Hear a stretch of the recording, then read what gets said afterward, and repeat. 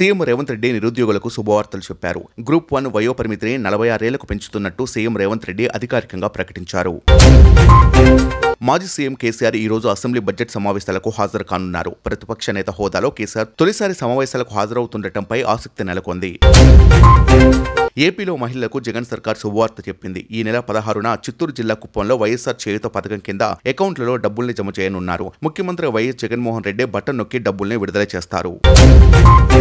తెలంగాణ ముఖ్యమంత్రి రేవంత్ రెడ్డికి big shock తగిలింది. ఓటుకో నోటు కేసులో దేశ అత్యున్నత న్యాయస్థానం సుప్రీంకోర్టు ఆయనకు నోటీసులు జారీ చేసింది. 4 వారాల్లో నోటీసులపై స్పందించి సమాధానం చెప్పాలని సూచించింది. పాకిస్తాన్ సార్వత్రిక ఎన్నికల్లో అనూహ్య ఫలితాలు వెలువడుతున్నాయి. ఎవరూ ఊహించిన విధంగా జైల్లో ఉన్న ఇమ్రాన్ ఖాన్ బలపరిచిన స్వతంత్ర అభ్యర్థులు అత్యధిక స్థానాల్లో విజయం సాధించారు. మొత్తం 251 స్థానాలకు ఫలితాలు వెల్లడయ్యాయి. ఇమ్రాన్ మద్దతుతో స్వతంత్ర అభ్యర్థులుగా బరిలోకి నిలిచిన 100 మంది ఇప్పటి వరకు విజయం సాధించారు.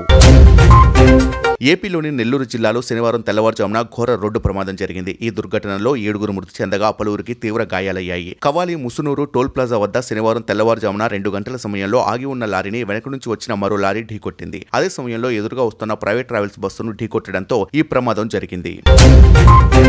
మహేష్ బాబు కూతురు సితార పేరుతో ఫేక్ ట్రేడింగ్ లింక్స్ పంపిస్తూ కొత్త మోసానికి తెరతీశారు. ఇన్స్టాలో ట్రేడింగ్ లింక్స్ పంపి డబ్బులు కాజేస్తున్నారు. దీంతో మహేష్ బాబు టీం రంగంలోకి దిగింది. ఈ మోసాలపై సైబరాబాద్ పోలీసులకు ఫిర్యాదు చేసింది.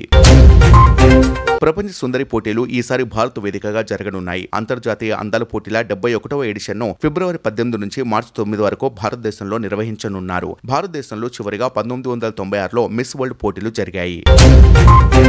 పద్మ విభూషణ్కి ఎంపికైన మెగాస్టార్ చిరంజీవిని సినీ రాజకీయ ప్రముఖులు ఆయనకు శుభాకాంక్షలు తెలుపుతున్నారు. తాజాగా తెలంగాణ గవర్నర్ తమిళసై సతీ సమేతంగా చిరంజీవిని కలిశారు. ఈ సందర్భంగా మెగాస్టార్ను గవర్నర్ అభినందించారు.